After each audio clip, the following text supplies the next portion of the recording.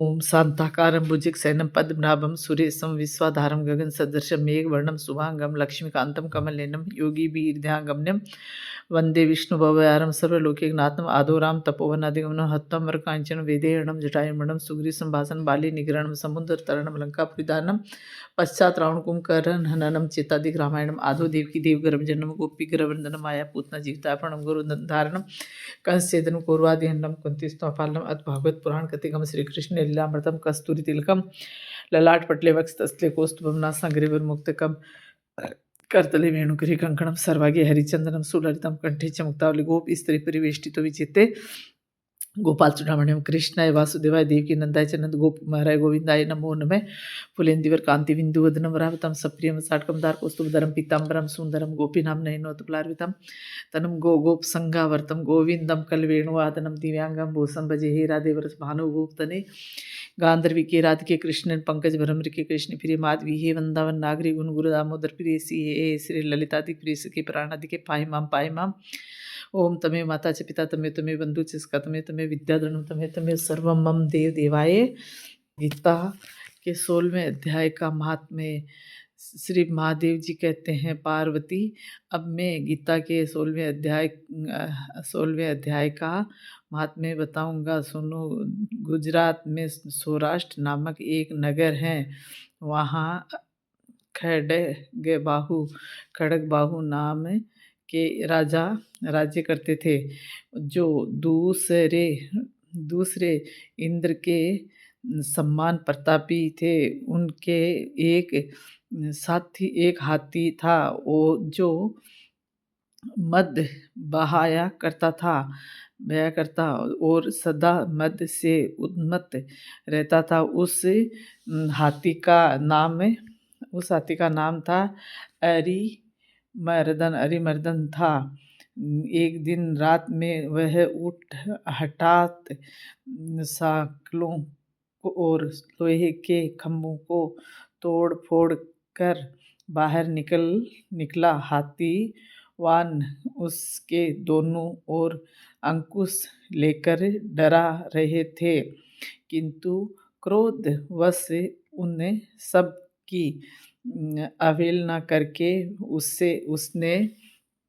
उसने अपने अपने रहने के स्थान हाथी सार को ढहा दिया।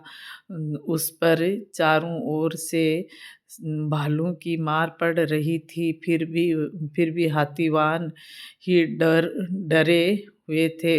हाथी को तनिक भी भय नहीं होता था। उस कौतूहलपूर्ण घटना को सुनकर राजा स्वयं हाथी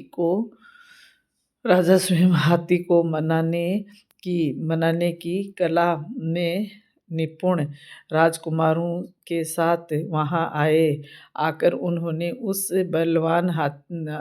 बलवान दंतेले हाथी को देखा। नगर के निवासी अन्य काम धंधों की चिंता छोड़ अपने बालकों को भय से बचाते हुए बहुत दूर खड़े होकर उस महाभयंकर गजराज को देखते रहे। इसी समय कोई ब्राह्मण तालाब से नहाकर उसी मार्ग से लौटे। वे गीता के 16वें अध्याय के अभय में आदि कुछ श्लोकों का जप कर रहे थे। पूर्ववासियों और पीलवानों महावतों ने उन्हें बहुत मना किया, किंतु उन्होंने किसी की न मानी। उन्हें हाथी से भय नहीं था, इसीलिए वे विचलित नहीं हुए। उधर हाथी अपने फुंकार से चारों दिशाओं को व्याप्त करता हुआ लोगों को कुचल रहा था। वे ब्राह्मण उससे बहते हुए मद को हाथ से पोंछकर कुशलपूर्वक निर्भयता से निकल गए। उस इससे वहाँ राजा तथा देखने वाले पुरवासियों के मन में इतना विस्मय हुआ कि उसका वर्णन नहीं हो सकता। राजा के कमल नेत्र चकित हो उठे थे। उन्होंने ब्राह्मण को बुला सवारी से उतर कर उन्हें प्रणाम किया और पूछा, ब्राह्मण, आज आपने यह महान अलौकिक कार्य किया है, क्योंकि इस काल के सम्मान भयंकर गज राज के सामने से आप सकुशल लौट आए हैं। प्रभु, आप किसी देवता का पूजन तथा किसी मंत्र का जाप करते हैं, बताएं, आपने कौन सी सिद्धि प्राप्त की है? ब्राह्मण ने कहा, राजन, मैं प्रतिदिन गीता के 16वें अध्याय के कुछ श्लोकों का जप किया करता हूँ, उसी से ये सारी सिद्धियाँ प्राप्त हुई हैं। श्री महादेव जी कहते हैं, तब हाथी का कौतूहल देखने की इच्छा छोड़कर राजा ब्राह्मण देवता को साथ ले अपने महल में आए। वहाँ शुभ मुहूर्त देखकर 1,00,000 स्वर्ण मुद्राओं की दक्षिणा दे उन्होंने ब्राह्मण को संतुष्ट किया और उनसे गीता मंत्र की दीक्षा ली। गीता के 16वें अध्याय के भयम आदि कुछ श्लोकों का अभ्यास कर लेने के बाद उनके मन में हाथी को छोड़कर उसके कौतूहल देखने की इच्छा जागृत हुई। फिर तो एक दिन सैनिकों के साथ बाहर निकलकर राजा ने हाथी वाहनों से उसी मत गजराज का बंधन खुलवाया। वे निर्भय हो गए। राज्य के सुख विलास से प्रति आदर का भाव नहीं रहा। वे अपना जीवन तृणवत समझ कर हाथी के सामने चले गए। साहसी मनुष्यों में अग्रगण्य राजा खड्गबाहु मंत्र पर विश्वास करके हाथी के समीप गए और मद की अनवरत धारा बहाते हुए उसके गंडस्थल को हाथ से छूकर कुशल लौट आए। काल के मुख से धार्मिक और खल के मुख से साधु पुरुष की भांति राजा उस गजराज के मुख से बचकर निकल आए। नगर में आने पर उन्होंने अपने राजकुमारों को राज्य पर अभिषिक्त कर दिया तथा स्वयं गीता के 16वें अध्याय का पाठ करके परम गति प्राप्त की।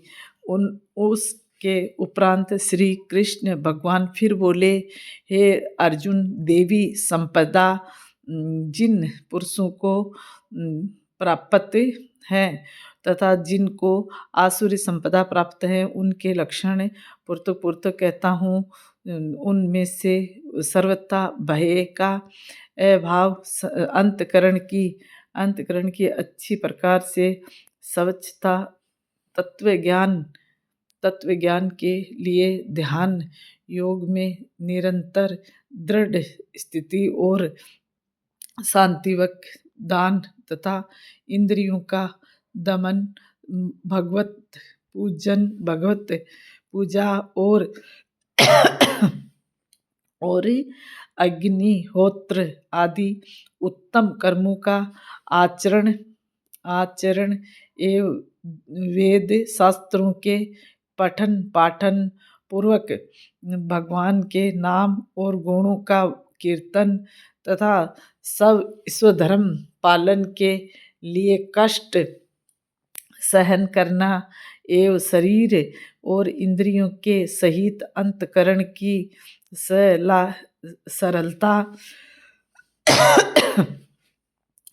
तथा मन वाणी और शरीर से किसी प्रकार भी किसी को कष्ट न देना तथा यथार्थ और प्रिय भाषण अपना अपकार करने वाले पर भी क्रोध का न होना अपने अपकार करने पर भी क्रोध का न होना कर्मों में कर्तापन के अभिमान का त्याग एवं अंतकरण की उपरामता अर्थात चित्त की चंचलता का अभाव और किसी की भी निंदा आदि न करना तथा सब भूत प्राणियों में हेतु रहित दया इंद्रियों का विषयों के साथ संयोग होने पर भी आसक्ति का न होना और कोमलता तथा लोक और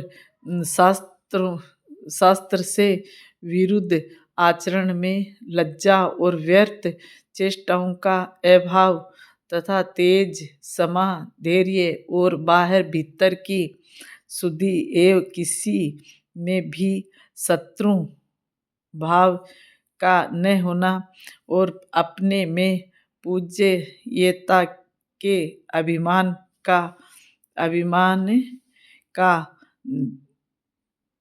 अभाव, यह सब तो हे अर्जुन देवी संपदा को प्राप्त हुए पुरुष के लक्षण है। हे पार्थ, पाखंड घमंड और अभिमान तथा क्रोध और कठोर वाणी एवं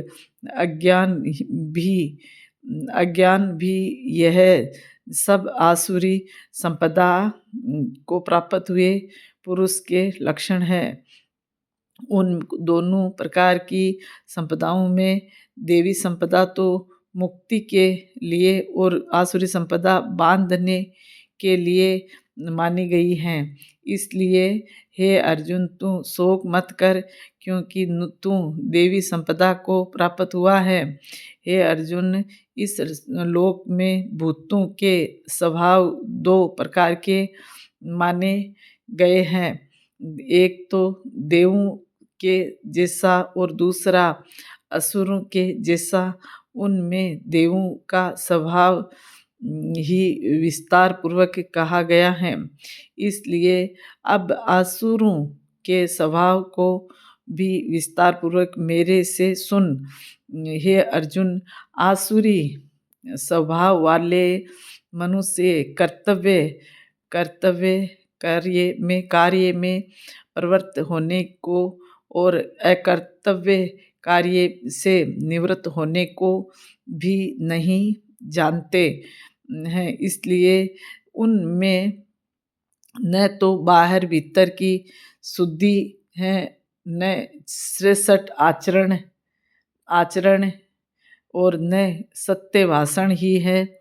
वे आसुरी प्रकृति वाले मनुष्य कहते हैं कि जगत आश्रय रहित और स्वार्थ झूठा एवं बिना ईश्वर के अपने आप स्त्री पुरुष के संयोग से उत्पन्न हुआ है, इसलिए केवल भोगों को भोगने के लिए ही है, इसके सिवाय और क्या है। इस प्रकार इस मिथ्या ज्ञान को अवलंबन करके नष्ट हो गया है स्वभाव जिनका तथा मंद है बुद्धि जिनकी, और वे ऐसे वे सबका अपकार करने वाले कर्मी मनुष्य केवल जगत का नाश करने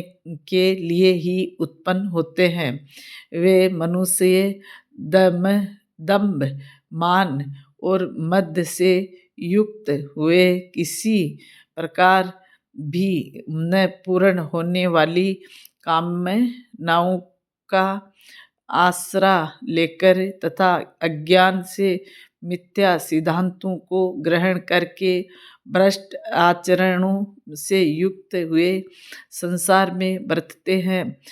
वे मरण पर्यंत रहने वाली अनंत चिंताओं को आश्रय किए हुए और विषय भोगों के भोगने में तत्पर हुए एवं इतना मात्र ही आनंद है ऐसे मानने वाले हैं। इसलिए आशा रूप सैकड़ों फांसियों से बंधे हुए और काम क्रोध के परायण हुए विषय भोगों की पूर्ति के लिए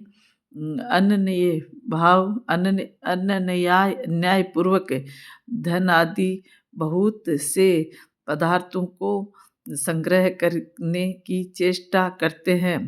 उन पुरुषों के विचार इस प्रकार के होते हैं कि मैंने आज यह तो पाया है और इस मनोरथ को प्राप्त होऊंगा तथा मेरे पास यह इतना धन है और फिर भी यह होवेगा। वह शत्रु मेरे द्वारा मारा गया और दूसरे शत्रुओं को भी मैं मारूंगा तथा मैं ईश्वर और ऐश्वर्य को भोगने वाला हूँ और मैं सब सिद्धियों से युक्त हूँ, बलवान हूँ और सुखी हूँ।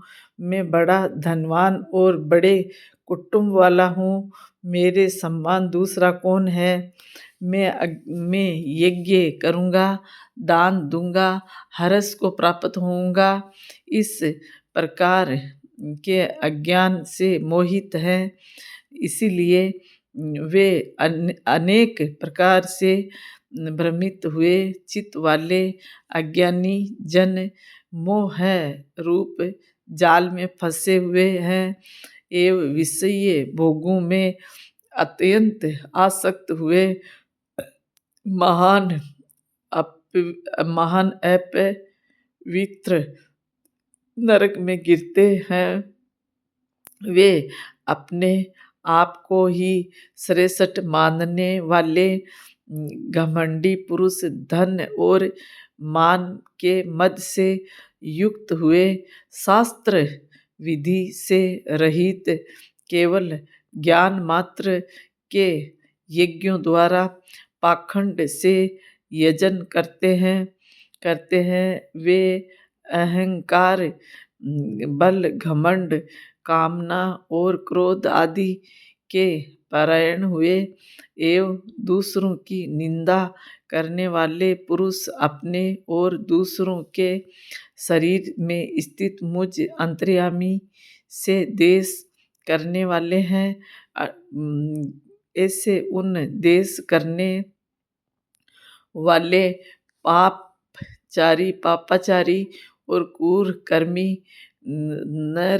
नराधमों को मैं संसार में बार आसुरी योनियों में ही गिराता हूँ, अर्थात कुकर आदि नीच योनियों में ही उत्पन्न करता हूँ।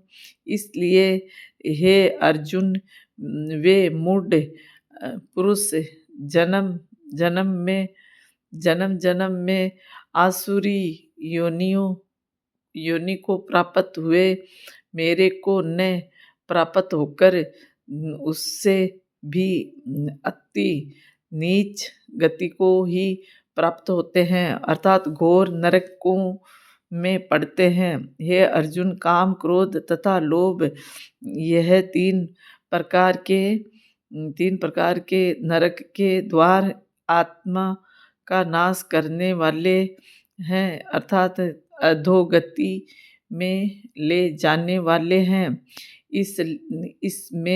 इससे इन तीनों को त्याग देना चाहिए, क्योंकि हे अर्जुन, इन तीनों नरक नरक के द्वारों से मुक्त हुआ अर्थात काम, क्रोध और लोभ आदि विकारों से छूटा हुआ पुरुष अपने कल्याण का आचरण करता है। इससे वह परम गति को जाता है अर्थात मेरे को प्राप्त होता है। जो पुरुष शास्त्र की विधि को त्याग कर अपनी इच्छा से वर्तता है वह न तो सिद्धि को प्राप्त होता है और न परम गति को तथा न सुख को ही प्राप्त होता है। इससे तेरे लिए इस कर्तव्य और अकर्तव्य की व्यवस्था में शास्त्र ही प्रमाण है। ऐसा जानकर तू शास्त्र विधि से नियत किए हुए कर्म को ही करने के लिए योग्य है। बोलो श्री कृष्ण चंद्र भगवान की जय। इति श्रीमद् भागवत गीता रूपी उपनिषद एवं ब्रह्म विद्या तथा योग शास्त्र विषयक श्री कृष्ण और अर्जुन के संवाद में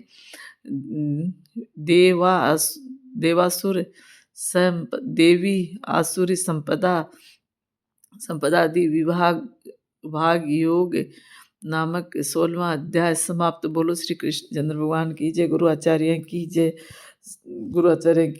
जय जय श्री राधे, जय जय श्री राधे, जय जय श्री राधे, जय जय श्री राधे श्याम। ओम हरि शरणम हरि शरणम हरि शरणम।